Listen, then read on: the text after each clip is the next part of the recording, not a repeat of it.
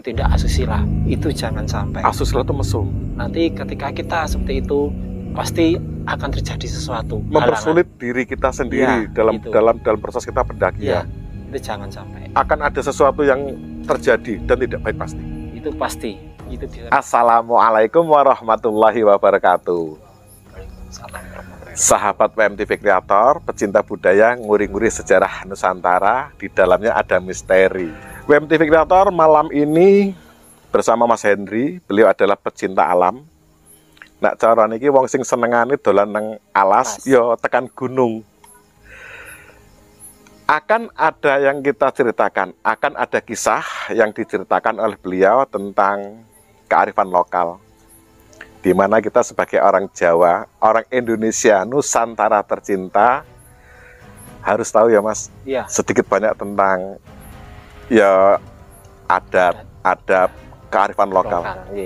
Penasaran dengan apa yang akan disampaikan oleh Mas Henry? Tetap di WMTV Kreator.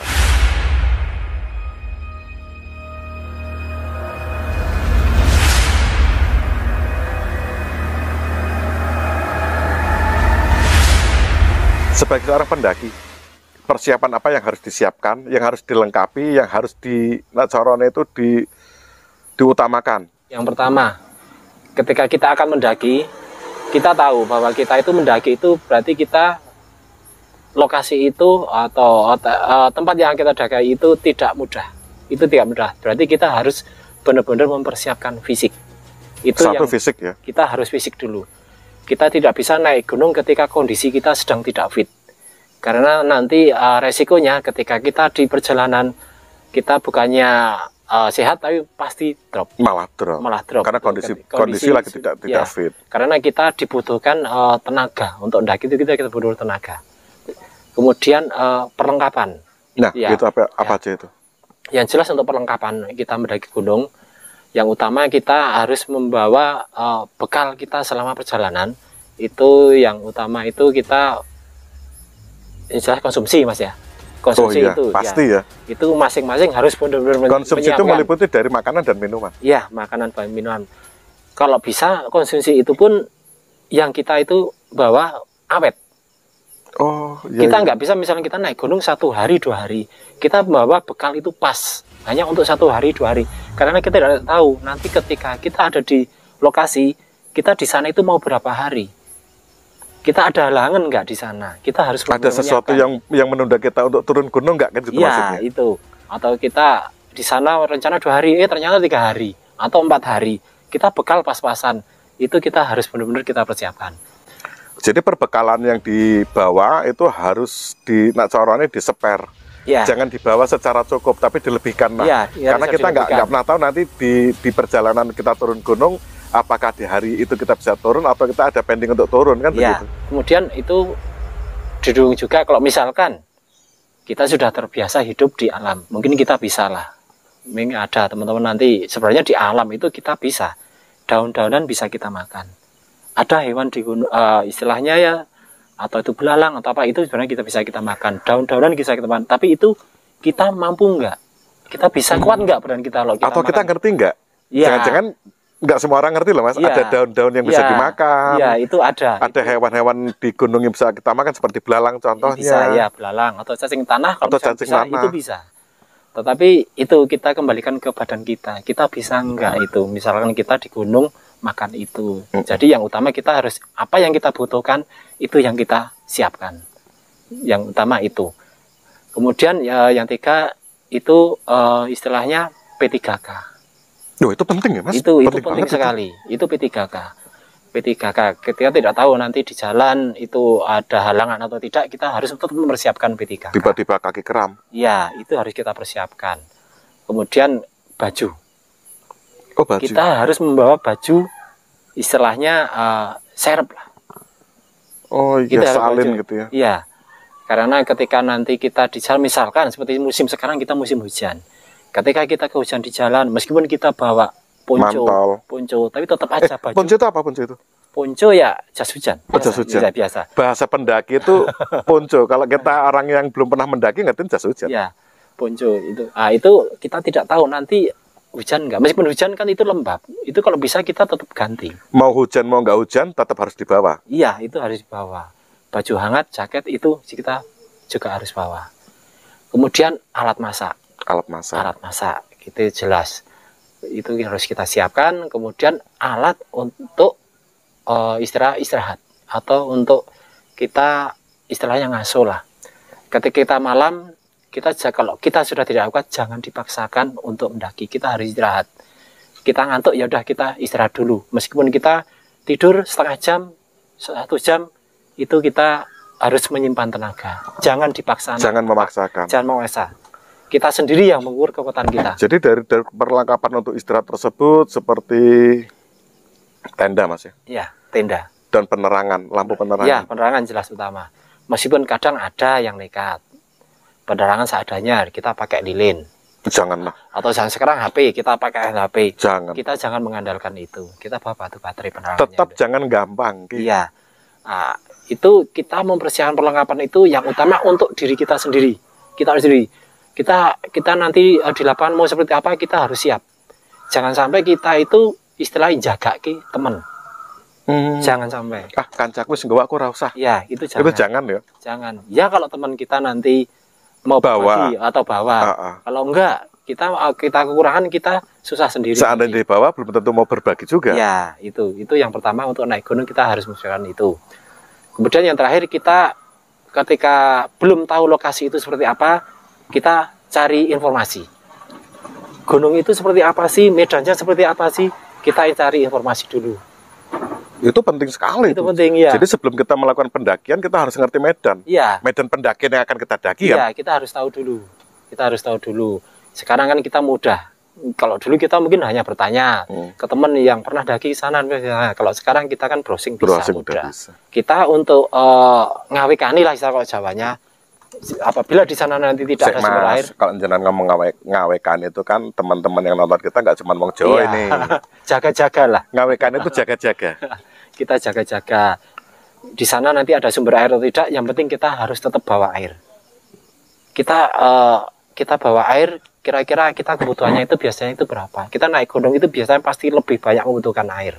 Bawa air, membawa perbekalan air itu wajib. Selain kita membawa makanan, ya, itu air itu penting sekali, dan air yang kita bawa juga kita harus bisa mengukur kekuatan. Iya, kekuatan kita. Jadi kita bawa. Kalau kita naik gunung bawa air 1 jerigen itu ya kita nggak kuat banget itu ya.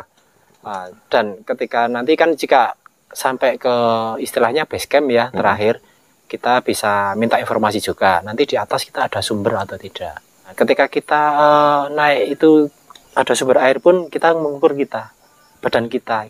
Ketika kita air minum di sumber itu kita kuat atau tidak.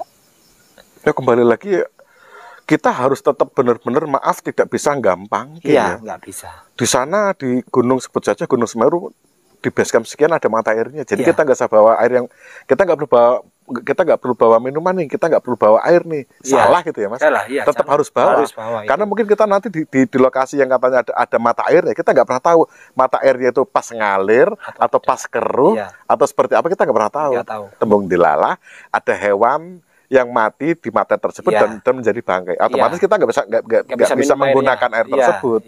Makanya air itu harus wajib dibawa dalam pendakian. Ya. Karena kita tidak bisa istilahnya menyepelekan. Yang namanya alam tidak bisa disepelekan. Kita tidak tahu. Alam tidak bisa disepelekan karena kita nggak pernah tahu apa yang ada di dalam alam. Iya, betul sekali. Seperti itu. Ada yang lain lagi nggak Mas dari kesiapan dan perbekalan? Ada lagi sebenarnya. Itu untuk mendukung kekuatan kita ketika kita naik gunung. Istilahnya dalam bahasanya kita suplemen lah ya. Suplemen. Tapi usahakan misalnya kita membawa itu suplemen atau apa, kita cari yang mudah didapat dan itu sehat. Contohnya ya kalau misalnya gula merah. Gula merah itu bagus sekali kalau kita naik gunung. Itu untuk menambah tenaga kita itu bagus. Bisa dikatakan wajib bawa itu ya Mas? Kalau saya terbiasa bawa itu. Kalau bisa gula merah jangan tertinggal karena itu suplemen caranya herbal banget itu ya. Iya, itu alami. Itu bahan alami. Kemudian madu juga bisa. Ketika bawa itu bagus sekali untuk kan kita. Istilahnya ya kita sambil jalan, kita petil lah separuh, kita sambil jalan kita itu pakai gula merah. Itu sangat menambah untuk kekuatan kita, dan madu juga itu. Selain tadi suplemen, kita juga harus mempertimbangkan beberapa hal untuk naik gunung. Karena ketika kita naik gunung itu ada istilahnya KRF lokal. Seperti tadi dikatakan ya, KRF lokal, pesan-pesan ketika kita harus naik gunung, aturan-aturan itu kita harus mengetahui. Adab dan adat. Ya, kita harus tahu. Dan itu meskipun di setiap gunung itu beda, tapi sebenarnya intinya sama. Seperti salah satunya, ketika kita naik gunung, kita harus benar-benar niat bahwa niat kita itu benar-benar untuk naik gunung, untuk sampai ke puncak. Jadi kita tidak pernah ada niat lain, apalagi niat negatif itu jangan sampai ada. Contohnya negatif yang pantangan di pendakian. Contohnya yang negatif, kita naik gunung, di sana itu kita hanya pengen metik bunga edelweiss. Kita jangan sampai ke situ. Jangan. Itu benar-benar dilarang. Nggak boleh sama sekali. Nggak boleh. Itu jangan dilarang. Kemudian kita naik gunung, misalkan ya Nuwun Sewu, kita di sana bertindak asusila, itu jangan sampai. Asusila itu mesum. Ya, pasti akan terjadi sesuatu. Mempersulit diri kita sendiri dalam proses kita pendakian. Ya, itu jangan sampai. Jadi dalam hati kita memang pengen naik gunung. Kita pengen melihat keindahan alam. Kita pengen melihat ciptaan Tuhan Yang Maha Esa. Tadi pertama jenengan menjelaskan tentang kita jangan mengambil tanaman atau lebih tepatnya merusak ya Mas? Iya, iya. Itu contohnya bunga edelweiss yang dimana bunga tersebut dinyatakan sebagai tanaman yang sangat-sangat langka. Langka, dan itu dilindungi. Dan sangat dilindungi. Undang-undang ada itu dan pendaki harus mengharamkan untuk tidak mengambil atau merusak alam. Iya, dengan kita memindahkan tanaman dari puncak gunung kita bawa pulang kan sama aja dengan memindahkan dong. Iya. Itu sama saja kita sudah merusak alam. Iya. Jadi untuk pecinta alam pendaki gunung itu harus diharamkan. Itu haram. Itu sama sekali tidak boleh. Kalau memang Anda benar-benar seorang pecinta alam, jangan sampai. Dan asusila, mesum itu dilarang. Itu munggah gunung mau bikin pacaran toh, cilaka ya. Resikonya berat sekali kalau naik gunung seperti itu. Akan ada sesuatu yang terjadi dan tidak baik pasti. Itu pasti. Kemudian ketika kita naik gunung, jangan sampai kita mengotori gunung. Ketika kita membawa makanan yang kita bawa itu bungkus atau kotoran, kita harus turun lagi. Bawa pulang. Dibuang di tempat. Ya. Di tempat sampah. Tempat yang sudah ada. Jadi di gunung kita nggak boleh meninggalkan sampah. Tidak boleh. Bagian daripada kita mencintai alam. Kemudian kita merusak. Kita memotong pohon-pohon atau memotong ranting, itu jangan. Dihindari. Dihindari. Karena itu bukan hak kita. Itu bukan pohon kita. Jadi kembalikan lagi ke niat dan tujuan kita mendaki gunung itu mau apa. Kita ingin melihat ciptaan Tuhan. Tapi yang kita bawa pulang itu sesuatu yang sangat dilarang dalam proses pendakian. Seperti bunga-bunga, edelweiss salah satunya. Dan mungkin ada hewan-hewan, burung-burung langka, itu nggak boleh. Itu nggak boleh. Sampai merusak ranting atau meninggalkan sampah saja itu dilarang Mas. Dilarang. Yang boleh kita meninggalkan jejak. Nggak boleh meninggalkan sampah, tapi kita meninggalkan jejak. Maksudnya apa itu? Jadi gini, ketika kita naik gunung, ketika kita meninggalkan jejak, itu menjadi sebuah istilahnya, sebuah berguna juga untuk orang lain. Ketika kita, misalkan, kita membuat rute baru, kita meninggalkan jejak itu. Yang dimaksud dengan meninggalkan jejak itu rute. Nah, jejak juga bisa juga diartikan jejak bahwa kita itu ketika naik gunung, kita itu tidak punya niat buruk. Itu bisa juga diartikan itu. Kita tidak punya niat buruk dan kita benar-benar hanya untuk melihat keindahan alam ciptaan Tuhan. Kembali lagi dalam proses meninggalkan jejak tersebut, itu pun kita tetap tidak boleh merusak alam dengan kita meninggalkan jejak. Maksudnya jejak berlebihan. Ya, tidak boleh. Jejak yang kita tinggalkan itu jejak kebaikan. Jejak untuk tetap menjaga alam, tetap untuk keutuhan alam, tidak merusak alam. Seandainya terjadi sesuatu yang buruk dengan kita dalam pendakian, dengan kita meninggalkan jejak itu akan memudahkan teman-teman untuk membantu kita. Iya. Salah satunya seperti itu. Iya, memang betul sekali seperti itu. Nah, Kalau tadi Mas Henry sudah bercerita banyak nih tentang proses, persiapan, perbekalan, dan kegiatan yang dilarang dalam pendakian gunung. Kalau hal-hal mistis, ada nggak Mas? Itu pasti ada. Sesuai dengan pengalaman jenengan ini loh ya? Ya, karena yang namanya gunung. Penasaran dengan apa yang akan beliau sampaikan, tetap di WMTV Creator di season berikutnya.